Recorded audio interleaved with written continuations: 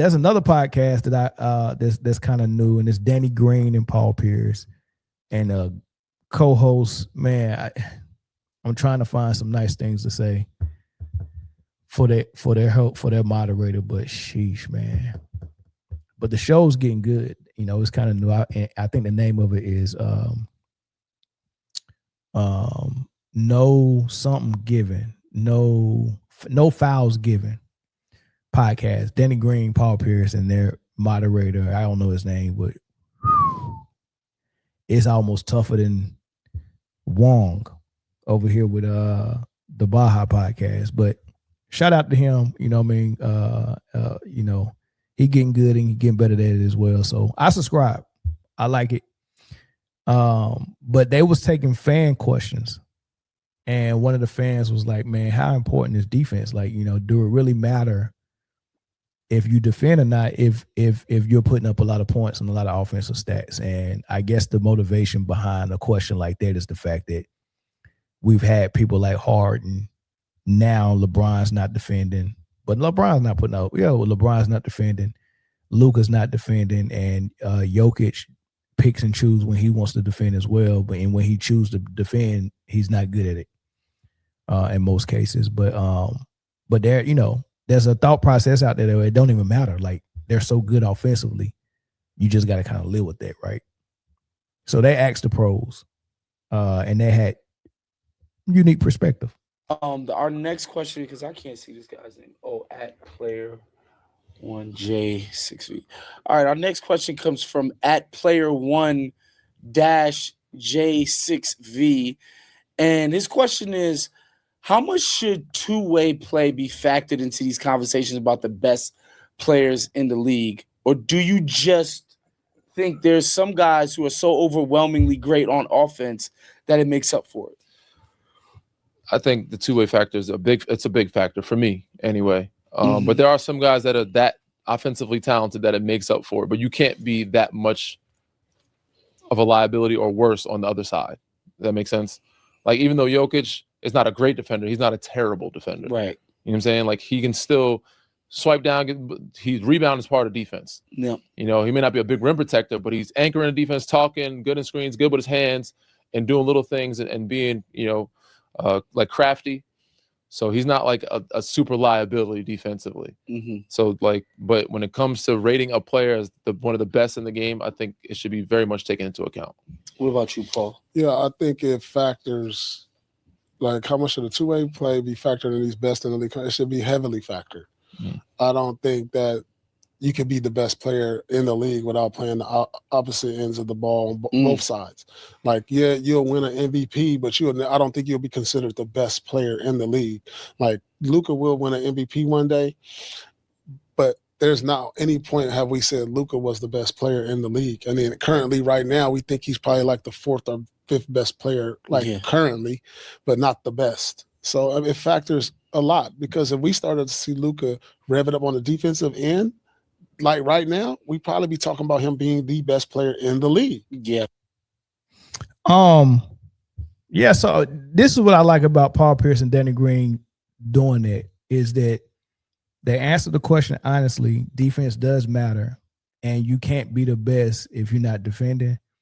Danny Green tried to protect Jokic a little bit. So I find it interesting that when they are giving their thoughts on defense, they like it's open season on Luka, right? It's open season on Luka, which rightfully so, his defense has been atrocious. It's been bad. So, but you can tell when it's open season when the protection isn't there. At one point, you couldn't criticize Luka without a lot of backlash. At one point.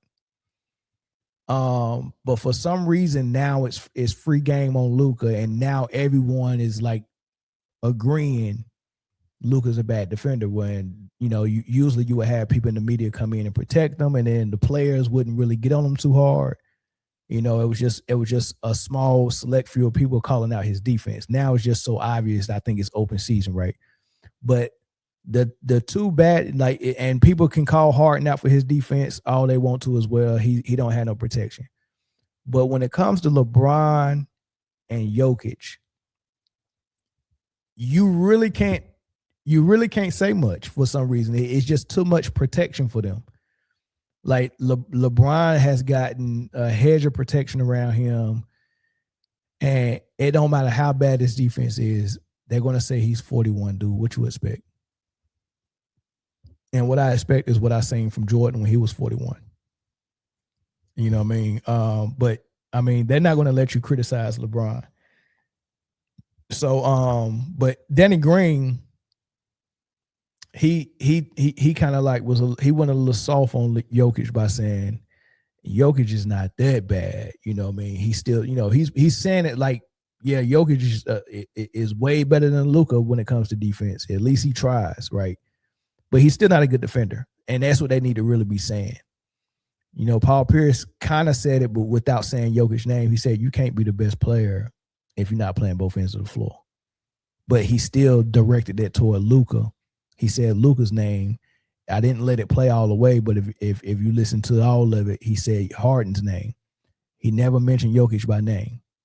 And this is a 3-time MVP, a person that's being marketed as the best player in the league. You just can't. It's too much protection. You can't critique him like that right now. You have to go with the narrative and the flow, right? That's what I see them doing. They're going with the flow. The consensus is he's the best. I get run out of the daggone NBA media saying anything other than that. Right? We've seen it happen with LeBron. You go in there saying anything other than what you get on too much about LeBron, they'll run you right on about the media. You get what I'm saying? So that's what I see from this comments. But just to get into the defense, man, I'm gonna explain why it's better. And before I even get started, I want to note that I watched that Lakers game.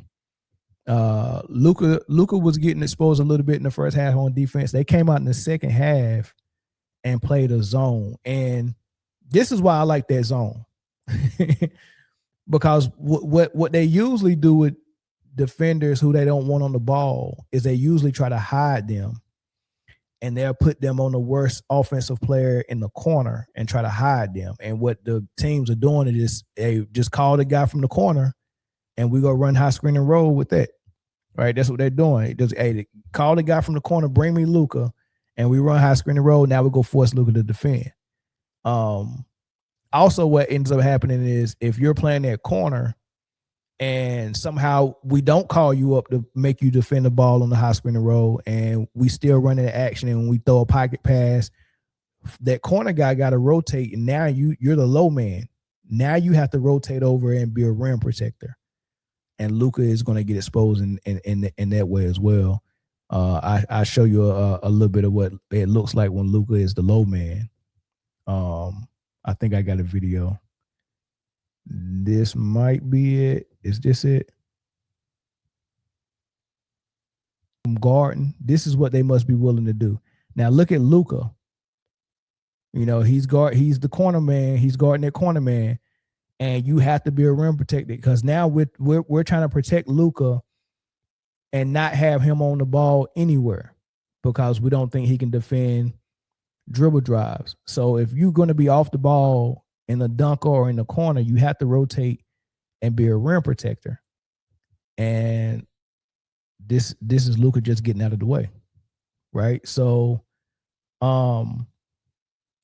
that's not a good look for me. I don't like that. I think I also got SGA kind of doing the same thing. Okay. All right. So this one's a little choppy, but you see SGA, you see him right there. Now he's the low. Can't let your guy.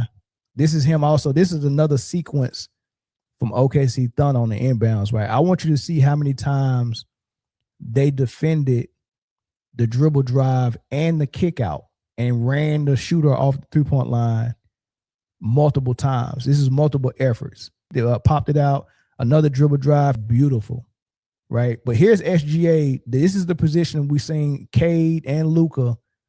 You're the low man. If you're gonna be off the perimeter, being protected, and you got to play the low man, you got to at least protect the rim.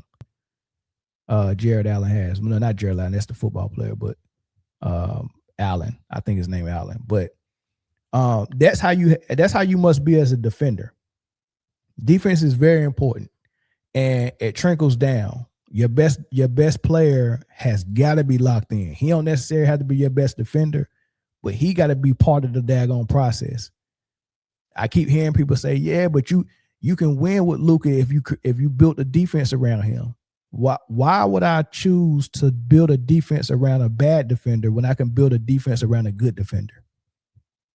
Like, make that make sense. Like, hey, I have a bad defender, but if you get 4 good defenders on the floor with him, it can work. Well, how about you just get 4 good defenders around a good defender? Ain't that better? Isn't that better? Yeah, so defense does matter. And when people say that the offense is so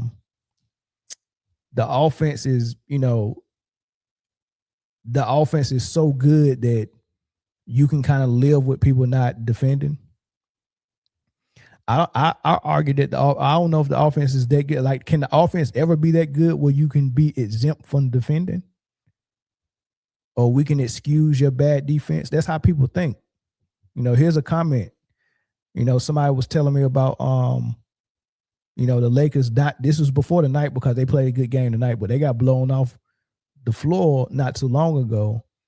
And someone posted something on Facebook saying that the Lakers don't have enough shooters around them, and how do you expect to win and all this stuff. And I explained it in detail. And this is one of the responses. Basically what I was saying is, you got these shooters out here who are just standing in the corner waiting for catch and shoots. Some games they're going to be off. And when you're off, now what are you going to do then? And most of the times they're not even in rhythm because you're making them defend for Luka. The legs are tired, and then they got to come on offense and just stand and watch Luka dribble the air out of the ball. And whenever he passes it to them, they got to catch and shoot. And they must hit it at a high clip, because if they don't hit it at a high clip, the offense don't work. The offense is predicated on shot making from the others instead of shot making from your star player. You know what I mean? So I would rather get them in a rhythm so they can help my best player, because my best player is so good. He's always in rhythm. That's what I always thought. I always thought the best player is the best player because it's easy for him to find his buckets. Now we must design his offense around finding easy buckets for the others who are not easily a scoring threat like my best player is, right? But he said they pay you to shoot the ball. That's your job. First off, they're not smart enough to create shots for others. So here's that narrative again that they used to say about Jalen Brunson when he played with Luka, and the narrative they say about all the Denver Nuggets players while playing with Jokic. And also all the players that play with Caitlin Clark. Their fans actually think that nobody on the team can dribble, create shots for themselves, create shots for others, or nor do they think they're smart enough to create shots for others. They think that you have to have, I don't know, I guess you got to be Einstein to pass the ball. They think that's the hardest thing in the world. Actually, when I wasn't a good shooter and wasn't a great scorer, the easiest thing that I could do was play defense and pass. Passing came so natural, and I don't know if that's natural for everybody, but for most of the guards, passing is not hard. Like, passing come natural. That's like one of the first things you get. Hitting layups, passing really good, and maybe dribbling, and playing defense. That's like real easy. Like, me in a fast break situation before my handles got really tight, just my speed and have some coordination and having a little bit of handles, I was hell on the fast break. And I'm getting to the hole and getting to the cup, and I'm laying it up, or I'm drawing defense and hitting my big down low with a nice pass. That was easy. And then defending. But in the half court, if I needed to shoot, catch and shoot, if I need to get my own shot, that was tough for me until 8th grade. I didn't get good at that till 8th grade. I was good at passing immediately. And you got players like Jamal Murray, who has played point guard his whole life, that people are telling all the media and all the NBA fans he ain't smart enough to run the offense and get an assist. Same thing with Pickett, and same thing with all these other players. They can't pass. Aaron Gordon can't pass.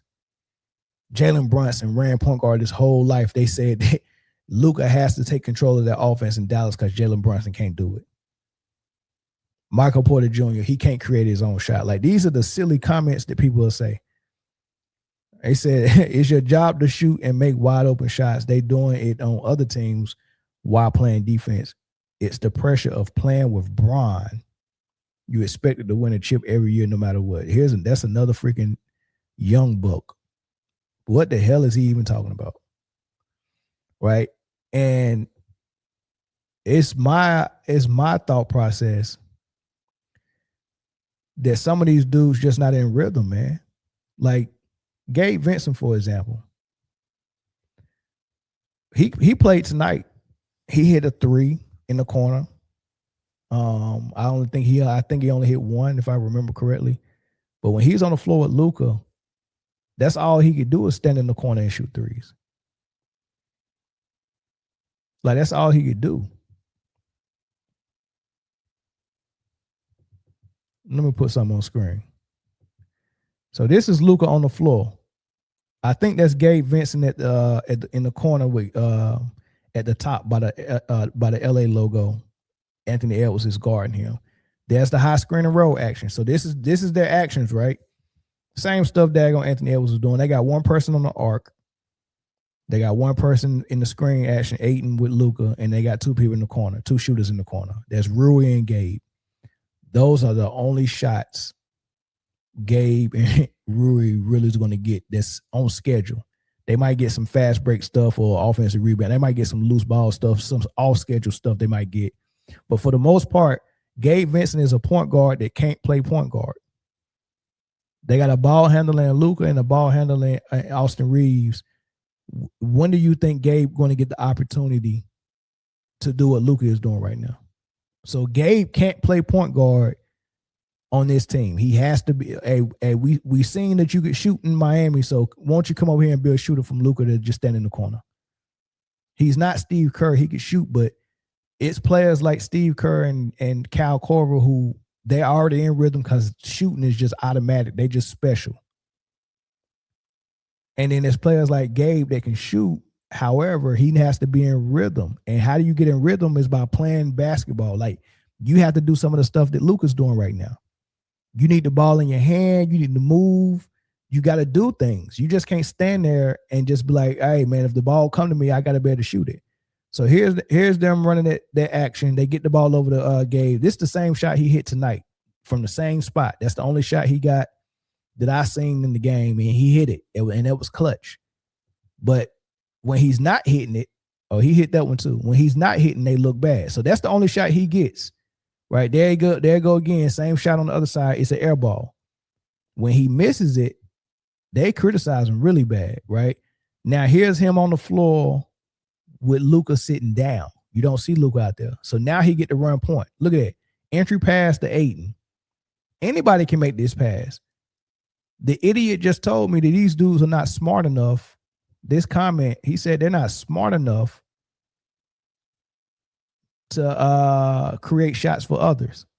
How smart you need to do, how smart you need to be to see DeAndre Ayton with somebody sealed on his back and you just throw an entry pass. How smart you need to be for that pass. This is how you know these people don't know basketball. How smart you need to be to throw that pass. Right? But he gets to play a little bit of point guard when Luka goes to sit down, right? Ayton hit the shot. Right? Easy pass. Look at him on defense chasing DiVincenzo around the screen. He played for Miami, so you know that you know he wants to defend as well, right? And they're looking for him to bring the ball up. Luka's on the bench, so now he get to play a little bit of point guard. Look at that advanced pass, right? Look at what he's doing now. Now he running the floor. You know, he get to do some stuff. Look, he get to dribble. There's another pass. Nice little pass right there. They said nobody's smart enough to make these passes. But if Gabe Vincent was able to play point guard like he's supposed to, he'll be all right. But you can't play point guard on the team with Luka. All right? Look at him. Now you can run him off screens too. Look at this. Run him off a screen, catch and shoot. They don't run plays like that much when Luka's on the floor because they do high screen and roll every single time. Right? So when you get Gabe going, he could be an asset to you. Look at that. Dribble.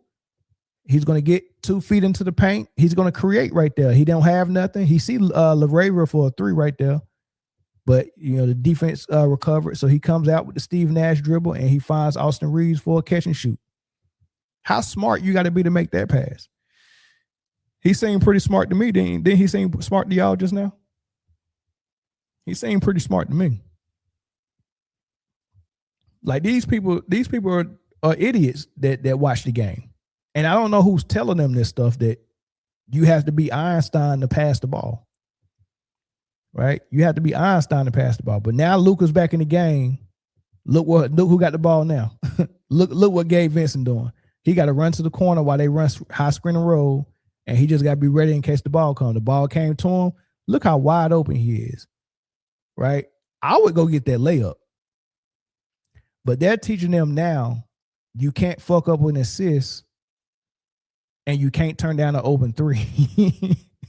So he thinking in his head, like in Miami, I'll probably go get this layup. Here with playing with Luka, it's got to be the 3. And it's a brick. Here's Luka again. Advanced pass. Get it to him early. Right? This is smart by Luka. He got it to him early. He can make a decision. Look at that. Nice pass. Was he dumb? Right? But look at him in the corner again while Luka dribbling the air out of the ball. Look at that. Dribble. Step back 3. The worst 3 I ever seen in my life. But he make them sometimes, so they let him shoot it. Just standing in the corner. Right? There's another pass he threw, though. Are y'all getting the point? Do it look like Gabe Vincent can pass and play point guard or no? I'm confused. Y'all tell me if he can pass and play point guard. Can Gabe Vincent pass and play point guard? Let's see what he looked like in Miami. Because these people act like that this man can't do nothing. He just like it's his job just to be in the freaking corner all day long. It's his job to just be in the corner. Look at him in Miami. Passed the same pass he threw to Ayton, he threw to Love, but he's running point guard here in Miami, right? Look at that. He's making passes. Like he don't have to just stand in the corner. Like you doing way more moving in Miami. Look where's he at now? Dribbling, using the screen, getting to the hole and scoring. He don't do that much in the Lakers. He in the corner over there, catch and shoot. But this is after he's got some other stuff going. He's got 2 layups and made some plays. Look at him, high screen. He's using the high screen roll, dribble pull up, 2 dribble pull up. Like if he gets in rhythm, he can start hitting shots. Now look at him now, catch and shoot. He's doing so many different things. If you get him in rhythm, and this is all why Butler is on the floor, he's doing this. He don't have to wait. Look at him. He don't have to wait for Butler. Look, all the way to the cup. He don't have to wait for Butler to go sit down for him to actually be able to get the ball. Right? Look at him running point. You got to let a point guard be a point guard. Dribbling, good things happen when you let a point guard be a point guard. But y'all got 6'8", 235-pound Luka being your point guard, and then had the nerve to put a point guard on the floor with him. What's the purpose? If Luka is your point guard, why do you always have a point guard on the floor with you? If Luka is a real point guard, why was Brunson playing beside him being a point guard? Why is Kyrie playing beside him? Why is Austin Reeves playing beside him? Why is Gabe Vincent playing beside him? If you have a true point guard in Luka, why do you keep having to put point guards, real point guards on the floor with him? It's because Luka can't guard point guards. You got to put a real point guard on the floor with him and then tell him he can't play point guard.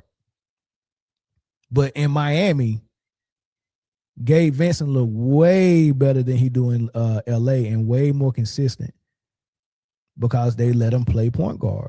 Look at him making all these plays and all these passes. It don't have to be Luka, y'all. And that's what we're learning with Denver. It don't have to be Jokic. They're making the decision to make sure that they get all the assists. They don't have to give them all the. It don't have to be that. They can let their point guard actually run point guard. It's okay. But we got to stop lying and telling people that nobody on the team can make plays except Luka or Jokic. It's not true. These dudes have been playing point guard their whole life. They're in a point guard body. What you think they made it to the league playing center? Like Jokic made it to the league playing center. Let him play center. Why would you take the point guard from Murray, who made it all the way to the league as a point guard? Which is why the turnovers are down for Denver. They only had 5 turnovers a night in the loss. Murray only had 1 or 2 turnovers, like maybe 1 or 2 turnovers. The turnovers has been down. Well, they really hurting it because they're really small without Valanciunas and Jokic. Those are their top rebounders. And then they Gordon only played half of these games since they've been out. And he came back, from the hamstring injury, and it looked like he got a little extra weight on him. So he got to play himself into better shape. And then Zeke Naji, is on the floor off and on a little bit. But as far as rebounding, they small, dog. They small. I think the starters tonight was Pickett, who's smaller than Jamal Murray, Pickett and Murray, Peyton Watson, Aaron Gordon, and Spencer Jones. Spencer Jones, Pickett, Jamal Murray are pretty much all the same size. They're about 6'4". Peyton Watson, 6'8". Aaron Gordon, 6'9". And then when Gordon goes sit down, they bring in Zeke Naji, who's about the same size as Aaron Gordon, about 6'9", but there's nobody else. So every time I look at the stat sheet, some of the games they won, I have no clue, because they get out rebounded by almost 20 rebounds a game. But what they do well is they share the ball, so the assists are still 25 to 30 assists a game, which is what they was getting with Jokic. They was getting 29 a game with Jokic, but their turnovers are down. So they're taking care of the ball because a true point guard is running the offense. A real true point guard. We don't have to worry about a 7-foot center trying to run our offense, right? So we got that going for us. We're sharing the ball, and we're still putting up decent points and playing decent defense. We just can't rebound. They got pounded on the rebounds by the Lakers tonight too. Luka had 13, 14 rebounds himself. So if Luka can out-rebound most of the guys on the Denver Nuggets, it's gonna be trouble. And they done pulled some games out like that. In OKC, they just blew the Cleveland Cavaliers out last time they played, and they got out rebounded by the Cavs. They don't have Hartenstein, so they've been playing kind of small as well. And then Jalen Williams, the power forward Jalen Williams, he got hurt in the first quarter, so they didn't have him. So it was Chet by himself for most of the game. And they got out rebounded, but they won the turnover battle, and they was making shots. I think they took about 43s and hit 48% of them.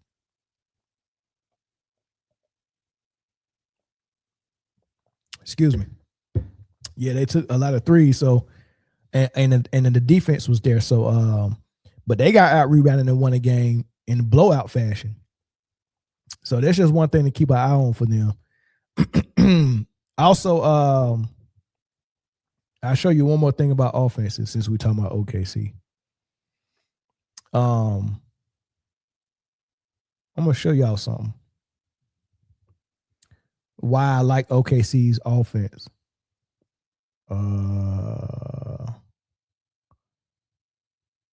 Yeah, let's get into this.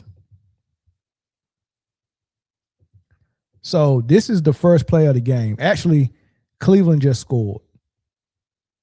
And I was talking to y'all earlier about how the game plan, you see SGA getting pressed 94 feet. Instead of him fighting against that defense so he can bring the ball up, he don't care the Thunder don't care who brings the ball up.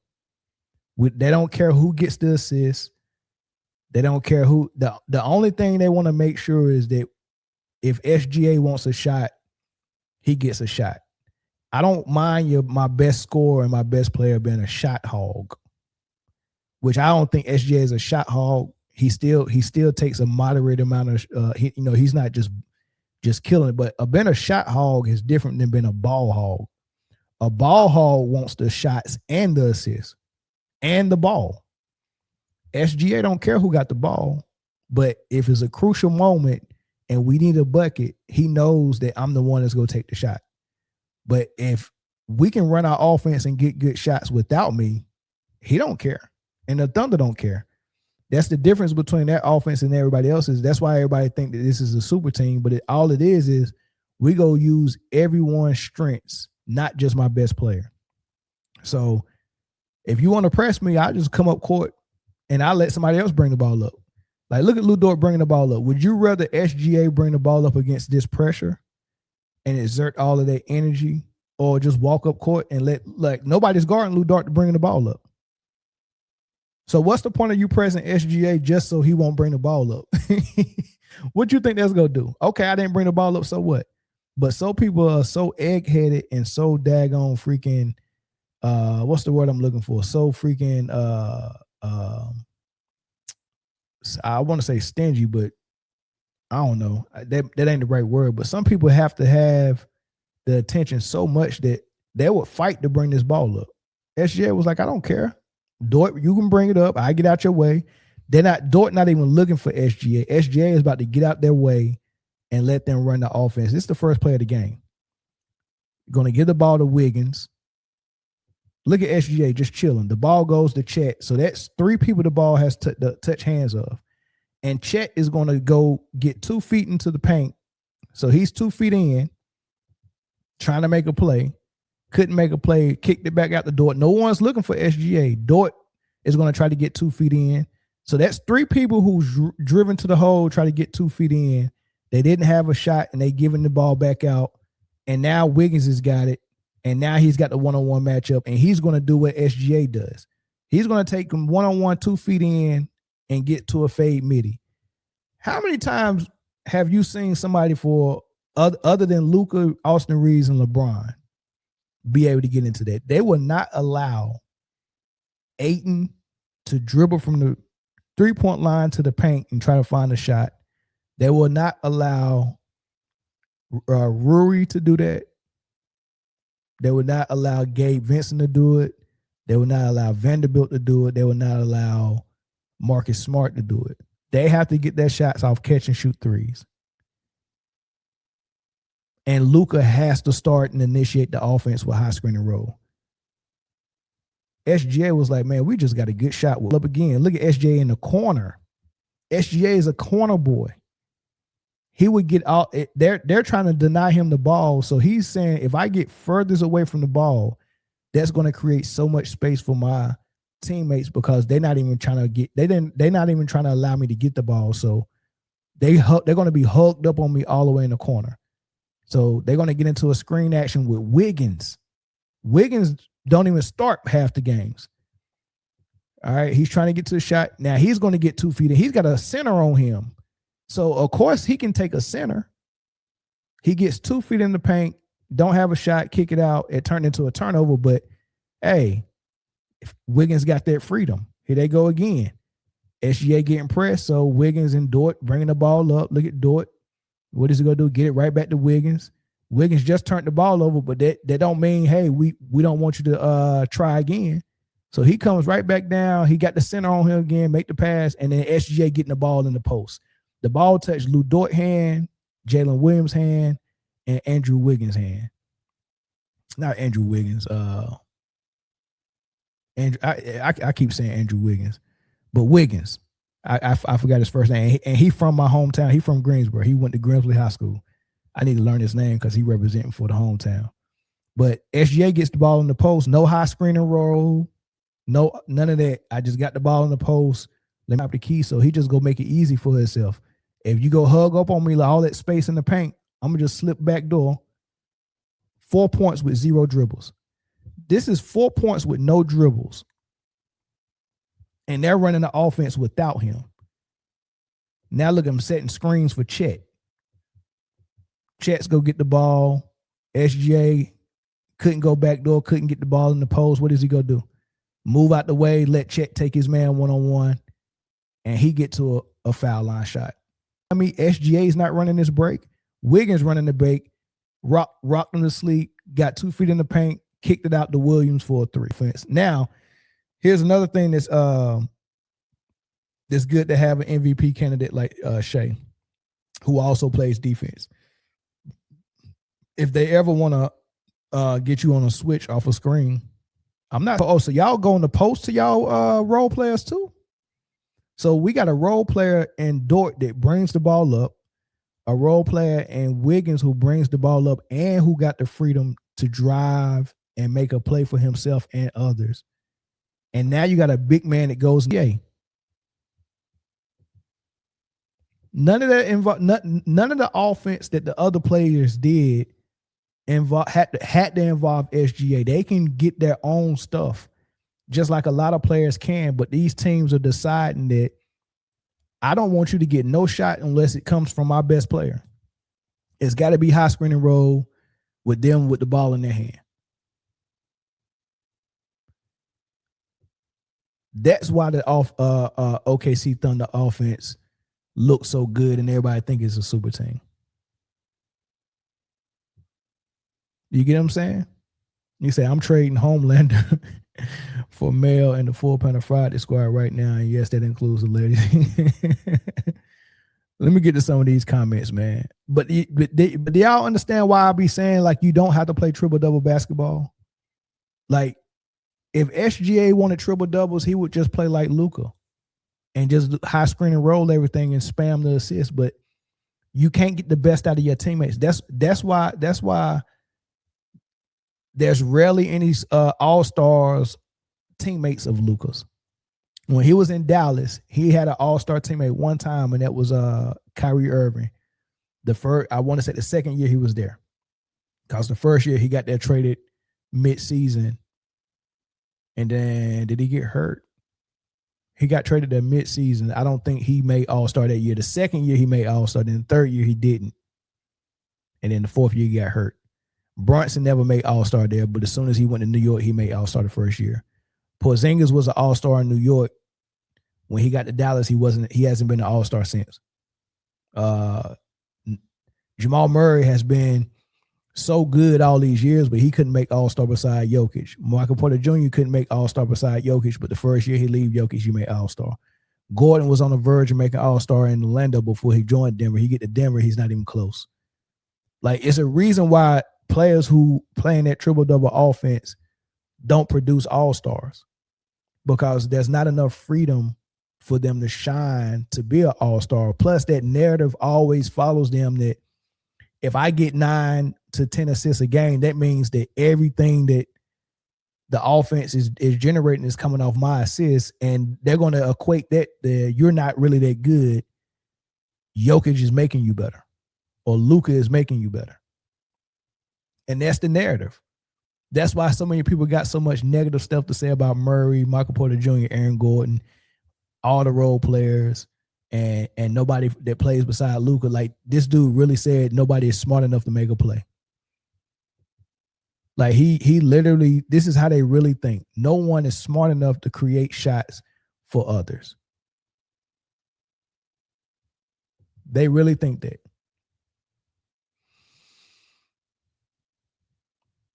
That's one reason they so good. The Knicks were better before they traded for Melo, because they were deeper.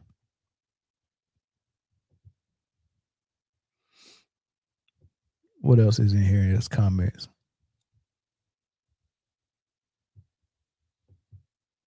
They don't need to trade anyone. Make their bigs do more cuts, hook shots, post-ups, offensive rebounds down low. I just want more post action to add a new layer to the offense. Who you talking about, X-Man? Which team? Maybe the Lakers.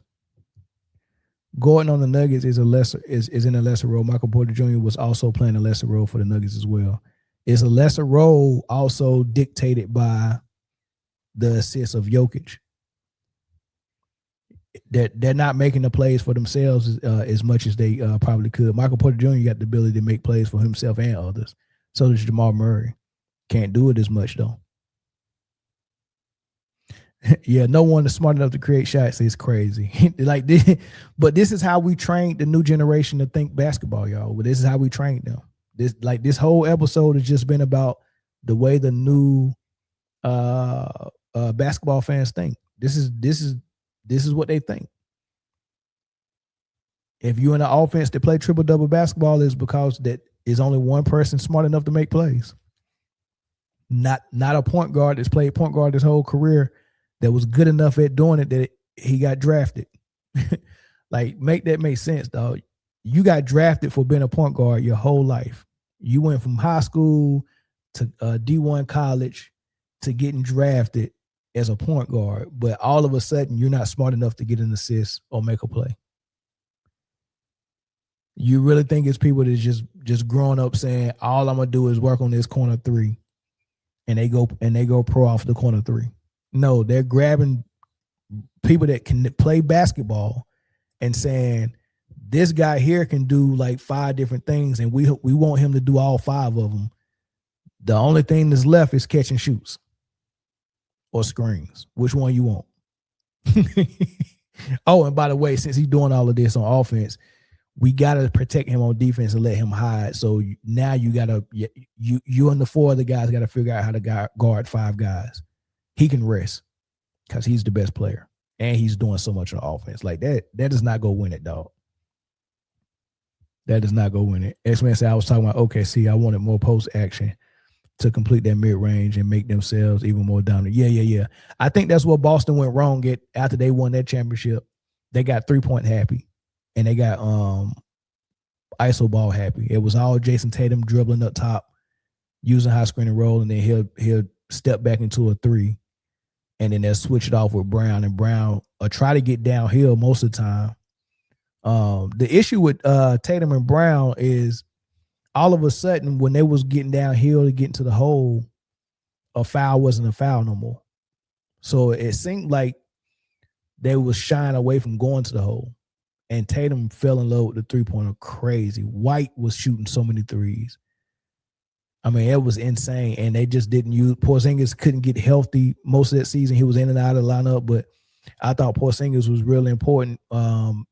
At the beginning of the season they won the championship, Porzingis in the post was hell.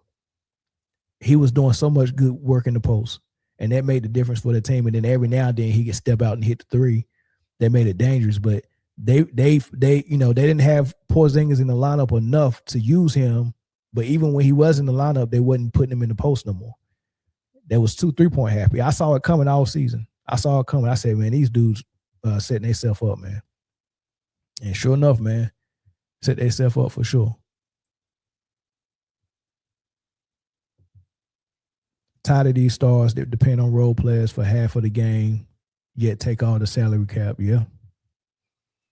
And take all the credit too. I mean, we go live and die with a role player taking a game-winning shot because we passed it to him because it was the right play. But that role player ain't getting the attention if he do make it. It's on me because I made the pass. We making the assist more important than the shot making. That's crazy. No one creates shots anymore. They create flops. Yeah. The Celtics were running too many 5-out off. Yep. Exactly. That's what they was doing. Got exposed too. Kobe took Rondo to conserve energy. Be serious. What is this dude talking about? we talking about the difference of a player guarding the worst offensive player in the corner. So, and not the reason why they're not guarding them to conserve energy. They're guarding them because they can't guard nobody on defense. They're guarding them because they're a bad defender. Nobody has ever said Kobe was a bad defender. So if I'm chasing Ray Allen around most of the game, but I got to provide 30 points for my team,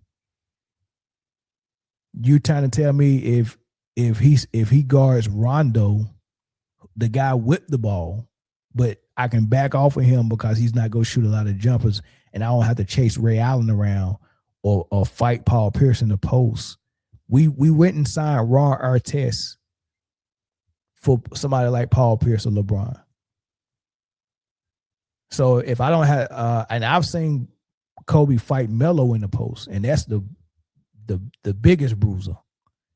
So we're not going to pretend like Kobe's not a good defender or a great defender. So if he decides to take some plays and take Rondo so he don't have to chase Jesus Shuttlesworth, Ray Allen around, he don't have to chase Ray Allen, so be it. But that's not the same thing as we saying Luka or LeBron is guarding the worst player because they can't defend no more, or they can't defend, or they won't defend. That's totally different. Stop mixing up stuff. You just got to accept when the truth comes to the truth and accept it, and stop trying to find a great player like Jordan or Kobe to say, well, they did something similar, and then try to make it seem like it's the same thing. Putting a bad defender and hiding him on defense is not the same thing as saying, hey, Kobe has been chasing Ray Allen around for 3 quarters. Put him on Rondo for about 5 minutes. Man, get out of here with that nonsense, man. Get out of here with that nonsense. Y'all, all that whataboutism, man. Y'all not making no points or no basketball sense. Y'all just out here just trying to throw shit out and see what sticks to the wall. And ain't nothing sticking. Ain't nothing sticking, man. Y'all sound foolish. Like, this man really threw Kobe and Rondo out there like it's the same thing as a bad defender getting hit on defense. LeBron is getting hit now. What are you talking about, young disciple? LeBron's getting hit now. Have you seen his defense? Have you seen his defense? This dude's getting hit now. He missing so many freaking assignments. They got to play a freaking zone for Luka and LeBron. It worked tonight. But a zone, because your best 2 players won't defend, them boys whack as hell, man. Man, be for real. LeBron and Luka whack as hell. They can't stop a nosebleed, dog. Can't stop a nosebleed.